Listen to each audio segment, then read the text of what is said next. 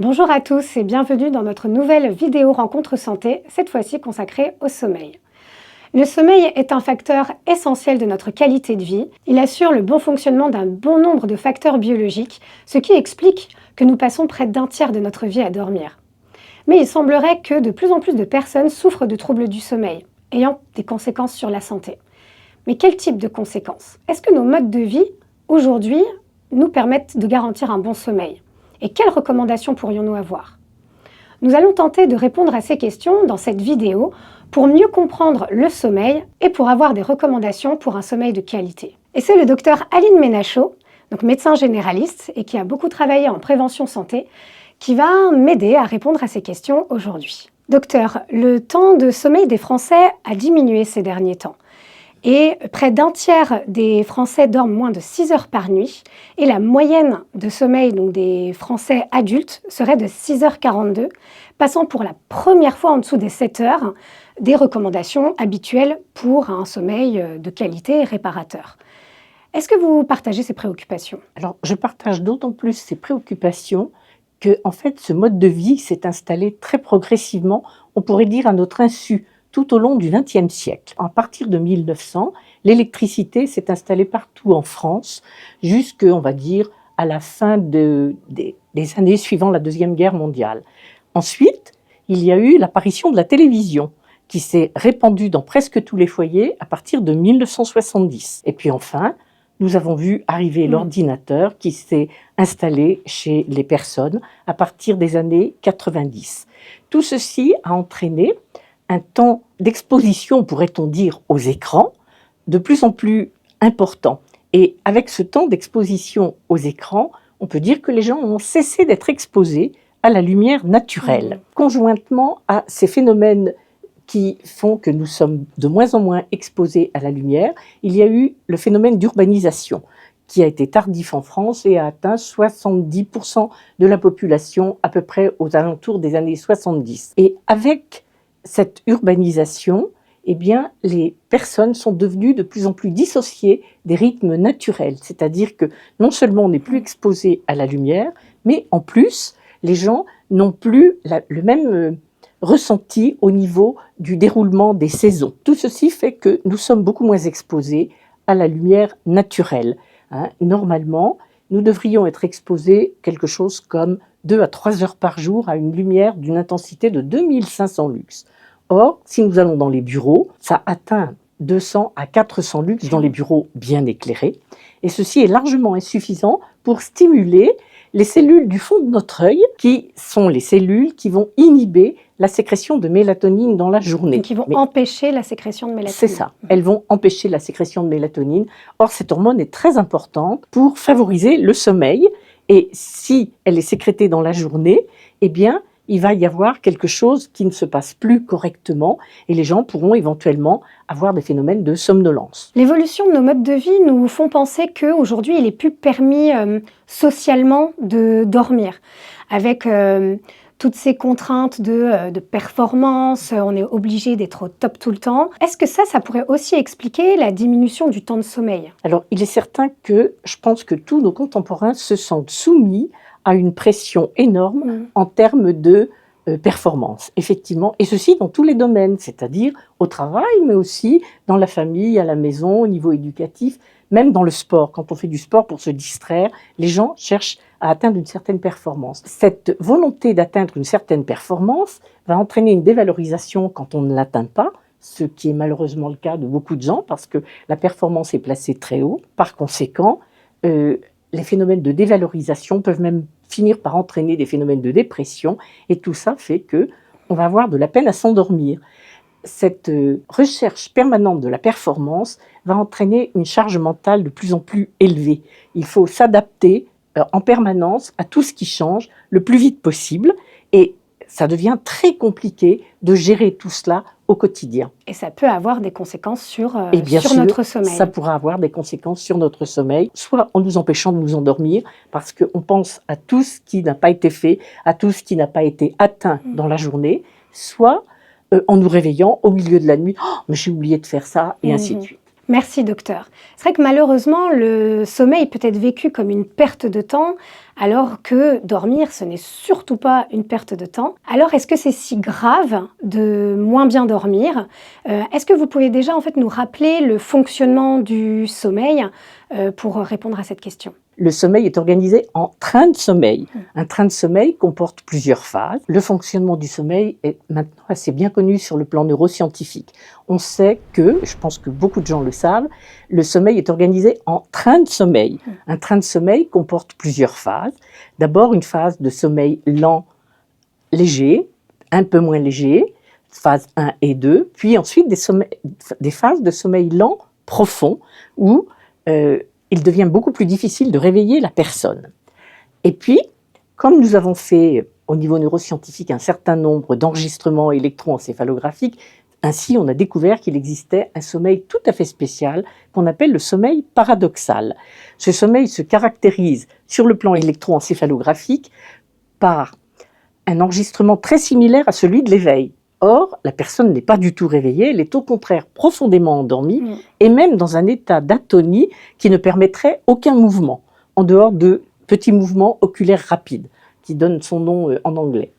Et donc, ce sommeil se caractérise donc par plusieurs trains de sommeil durant la nuit, chaque train de sommeil durant environ 1h30 à peu près. Sinon, on peut quand même remarquez qu'une nuit de sommeil comporte environ 5 à 6 cycles de sommeil qui ne sont pas tous composés de la même façon. Si on regarde l'hypnogramme, eh bien, on voit que les premiers cycles de sommeil sont constitués en majeure partie de sommeil lent profond, alors que les cycles de la fin de la nuit sont, eux, constitués de sommeil lent léger et de beaucoup plus de sommeil paradoxal. On rêve surtout en fin de nuit. Ceci dit, il est clair que si la structure globale d'un train de sommeil est similaire d'un individu à l'autre, il y a tout à fait des variations, et même chez la même personne, il peut y avoir des variations en fonction de son âge, en fonction probablement de la période dans laquelle elle vit, et donc il est très important de considérer que nous ne sommes pas égaux par rapport au sommeil. Merci docteur. Mais pourquoi c'est si essentiel de bien dormir, mis à part qu'on peut peut-être être un peu plus grincheux dans la journée? Quelle est vraiment l'importance en fait du sommeil? Quel est le rôle? En fait, on dort pour récupérer. Le sommeil intervient dans de nombreuses fonctions. Pendant la nuit, il va se produire une réorganisation des neurones qui a beaucoup d'importance pour permettre notre adaptation à la vie qui continue. Pendant très longtemps, on pensait que la croissance du cerveau s'arrêtait à 25 ans. On sait maintenant que ce n'est pas le cas et que toute notre vie, notre cerveau se réorganise et entre autres, grâce au sommeil. Alors pendant le sommeil, qu'est-ce qui se produit? Il se produit un certain nombre de fonctions. Nous allons avoir des fonctions qui vont être en lien avec la production hormonale, par exemple la mélatonine la nuit, l'hormone de croissance pour les enfants, etc., le cortisol. Nous allons avoir, pendant le sommeil, une régulation de fonctions métaboliques et on sait que certaines personnes atteintes de troubles du sommeil vont pouvoir développer un diabète et autre chose. On va avoir également des fonctions de récupération de l'énergie. Il faut refaire les stocks énergétiques. Nous avons dépensé de l'énergie dans la journée, donc au niveau musculaire, il faut refaire les stocks énergétiques. Le fait qu'on dorme la nuit va nous permettre d'être mieux réveillés la journée d'après. C'est très important, cette balance vigilance de la journée, sommeil la nuit, pour avoir une bonne vigilance la journée. On peut dire que le sommeil intervient également pour l'élimination des toxines. Il intervient également dans la régulation donc métabolique, puisque il y a des phénomènes comme le diabète et la prise de poids qui semblent favorisés par les troubles du sommeil. Et il intervient également au niveau immunitaire, même si on ne sait pas exactement encore dans quelle mesure, parce qu'il n'y a pas de consensus sur le sujet. En fait, depuis le début des années 80, on s'est rendu compte que le sommeil n'est pas seulement important pour la mémorisation et l'apprentissage. Il semble que les troubles du sommeil aient des conséquences tout à fait néfastes sur la santé. En particulier, on s'est rendu compte qu'il pouvait y avoir prise de poids, il pouvait y avoir du diabète, il pouvait y avoir de l'hypertension artérielle, tout cela en lien avec un sommeil de mauvaise qualité, qui se rajoute aux conséquences, on va dire, psychosociales, agressivité, mauvaise humeur et autres choses qui ne sont pas toujours faciles à supporter pour l'entourage. Vous parliez tout à l'heure de conséquences en fait, du sommeil sur la santé de la personne, mais à quel moment doit-on s'inquiéter? Alors, en fait, la limite entre le sommeil normal et le sommeil pathologique, ça n'est pas toujours si facile que ça à définir. Il semblerait que, au fur et à mesure qu'on vieillit, le sommeil change de forme. Et donc, dans nos sociétés, ça peut être assez mal vécu. Si par contre, on se réfère aux populations qui vivent encore de façon nomade, par exemple en Afrique, dans les zones de savane ou en Asie, dans les zones de forêt, eh bien, chez ces populations-là, ce que nous appelons les perturbations du sommeil, c'est-à-dire la diminution du soleil lent, la multiplication des éveils au milieu de la nuit, ne sont pas du tout vécues de la même manière. Les personnes qui vieillissent considèrent que, eh bien, c'est leur part de travail d'être vigilant et de veiller sur le reste de la tribu. Donc c'est pas pathologique, en fait, ces éveils la nuit chez les personnes plus âgées. Les éveils multiples chez les personnes plus âgées ne sont pas pathologiques dans la mesure où la personne arrive à se rendormir. Si la personne a des très grosses difficultés à se rendormir à chaque fois, ça peut effectivement entraîner des problèmes.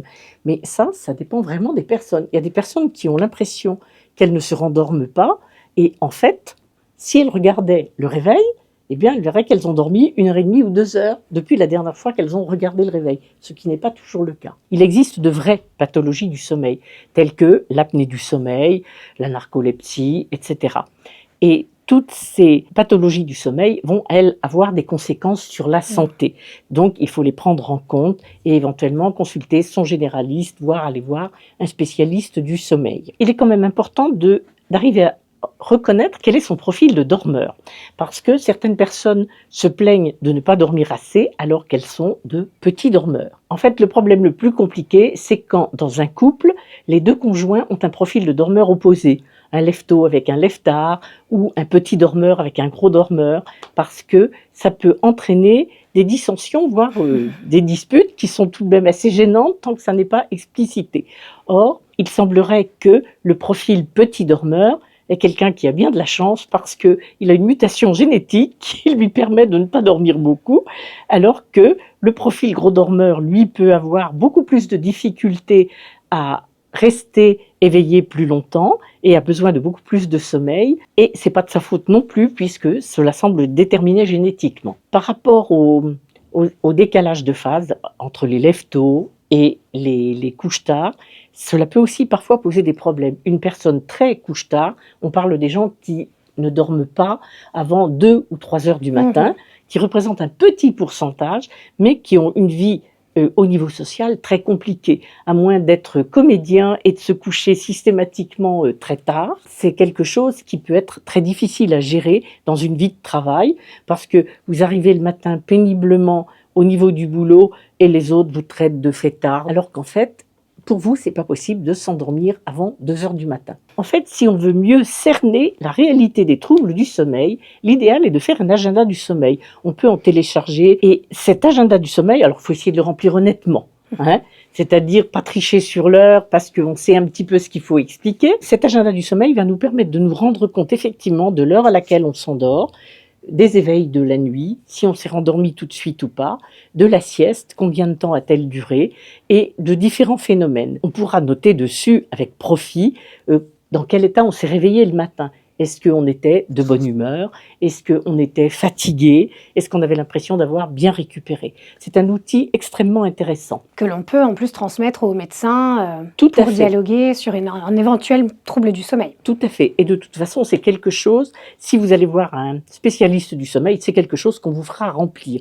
Et il faut le remplir au moins sur une semaine, voire plus. Quelquefois, c'est important de le remplir sur un temps un peu plus long. Donc si on résume, je consulte si je dors moins ou plus que d'habitude, je dors moins bien et je me sens pas reposée au réveil, et si j'ai tendance à avoir des phases d'endormissement dans la journée, donc des somnolences par exemple. Ce sont de bons signes pour décider d'aller consulter un médecin généraliste, par exemple, avec éventuellement son agenda du sommeil dûment rempli. Mais avant de consulter, on peut peut-être mettre en place des choses pour faciliter son sommeil, son endormissement. Mais comment fonctionne l'endormissement ? Pour réguler notre sommeil, nous avons une balance entre les phénomènes qui vont favoriser l'éveil dans la journée et les phénomènes qui vont favoriser l'endormissement le soir.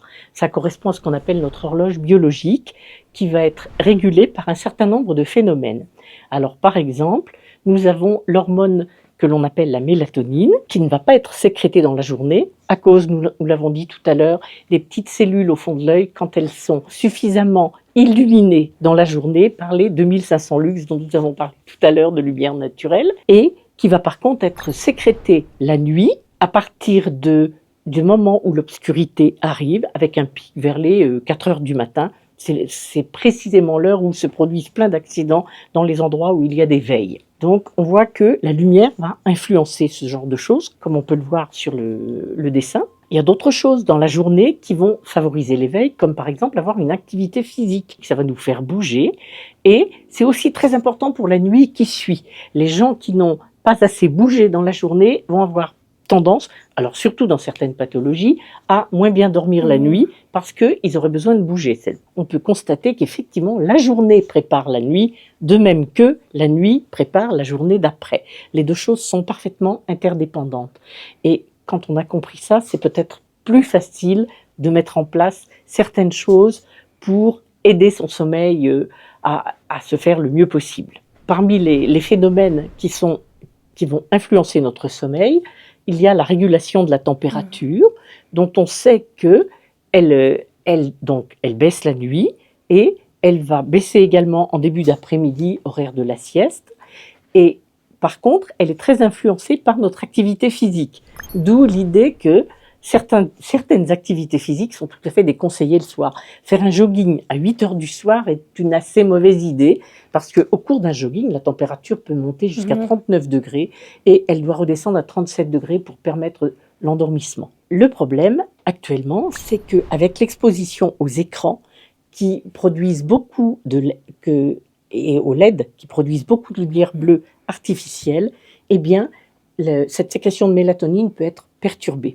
Et on sait que malheureusement maintenant, même les télévisions modernes sont toutes, produisent toutes de la lumière bleue artificielle. Donc une exposition le soir va décaler notre production de mélatonine et donc gêner éventuellement notre endormissement. De même que la mélatonine est sécrétée la nuit pour nous endormir, le matin normalement, nous sécrétons du cortisol pour nous réveiller. Et le cortisol, c'est ? Alors le cortisol, c'est une hormone qui agit dans le stress, mais elle va donc permettre, entre autres, l'activation du système orthosympathique qui nous aide à nous activer dans la journée, on pourrait dire. Et donc ce cortisol doit être sécrété avec un pic vers 7-8 heures du matin. Quand nous avons des horaires qui sont pas très réguliers, eh bien on va avoir un aplatissement de ce pic de cortisol et donc un moins bon réveil. Donc on voit vraiment que certaines choses vont nous gêner pour nous endormir et d'autres vont nous gêner pour nous réveiller.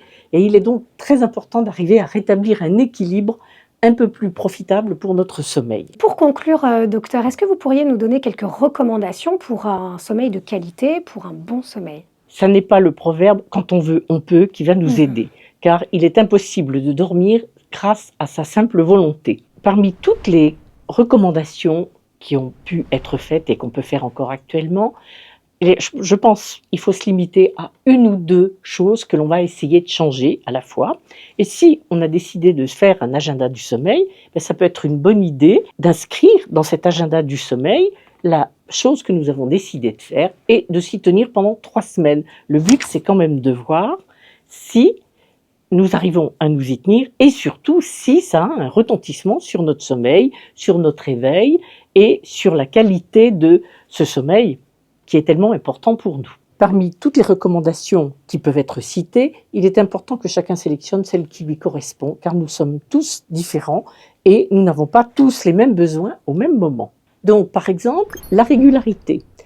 Est-ce que je peux trouver une activité qui va constituer un rituel pour le matin ou pour le soir et quelque chose de plaisant qui va m'aider soit à me lever, soit à me coucher de manière régulière, à une heure assez régulière. Si j'aime bien me sentir dynamique le matin, est-ce que je pourrais décider de faire quelques mouvements de gymnastique, du yoga ou autre, et puis terminer par un petit déjeuner bien complet qui va achever de me mettre en état dynamique pour la journée.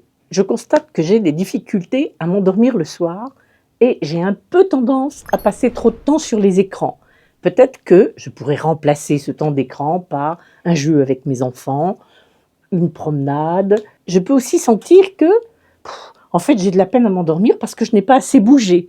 Donc, il est sans doute important de prévoir un temps d'activité physique dans la journée. Alors, une activité qui me plaît, parce que sinon, je ne vais pas le faire. Ça, c'est très important. Ouais, pas trop intensive le soir, juste avant de s'endormir. Voilà, simplement, c'est la seule restriction, pas quelque chose qui va trop m'échauffer avant d'aller m'endormir. Alors, je pense qu'il est important aussi d'apprendre à être attentif à ses besoins, ce qui n'est pas toujours facile dans une société qui nous pousse à travailler et à être performant. Alors, comment être attentif à ses besoins? Déjà, j'apprends à repérer mes propres signaux du sommeil, les yeux qui piquent, les bâillements, autres. Chacun peut avoir des signes qu'il va pouvoir repérer. J'apprends aussi à repérer dans quel état je suis le matin. Ça, c'est très important. Est-ce que je me sens reposée, même si je n'ai pas dormi tant que ça, ou est-ce que vraiment je suis très fatiguée malgré une nuit dont la durée pourrait sembler correcte? C'est important, ça permet d'avoir la sensation du sommeil récupérateur ou non. J'apprends à être attentif à mes besoins. Par exemple, je me donne une permission de faire la sieste l'après-midi, si j'en ai besoin, et on peut essayer le petit truc qui consiste à tenir ses clés dans sa main. Elles vont tomber et nous réveiller au moment où on s'est endormi, et cela suffit pour avoir récupéré une qualité d'éveil suffisante. C'est quelque chose qui est très important. Je constate que j'ai tendance à prendre beaucoup d'excitants. Alors peut-être déjà, c'est parce que justement mes nuits de sommeil ne sont pas suffisamment récupératrices que j'ai besoin de me stimuler dans la journée. Peut-être serait-il bien, pour commencer, d'arrêter le café ou les boissons très excitantes à partir de 2 heures ou 3 heures ou 4 heures de l'après-midi, suivant l'heure où je vais repérer que c'est néfaste pour moi, et de remplacer ça par des boissons, évidemment, sans sucre et sans vitamine C. Reste le problème des médicaments. Je ne prends pas de médicaments pour dormir sans prescription de mon médecin. Depuis quelques années, la prescription est beaucoup plus encadrée pour éviter les prescriptions à très long terme. Il est bien évident que cependant, dans certaines situations, je peux avoir besoin, plus ou moins temporairement, de ces médicaments. Mais il est impératif que je passe par mon médecin traitant. Merci beaucoup, Dr Ménachot, pour tous ces précieux conseils et informations pour garantir un bon sommeil. On veillera ce soir à bien dormir pour bien assimiler toutes ces informations. Merci à vous d'avoir regardé cette vidéo et je vous invite d'ailleurs à regarder nos autres vidéos sur nos autres thématiques de santé publique et j'espère à très bientôt pour de nouveaux contenus.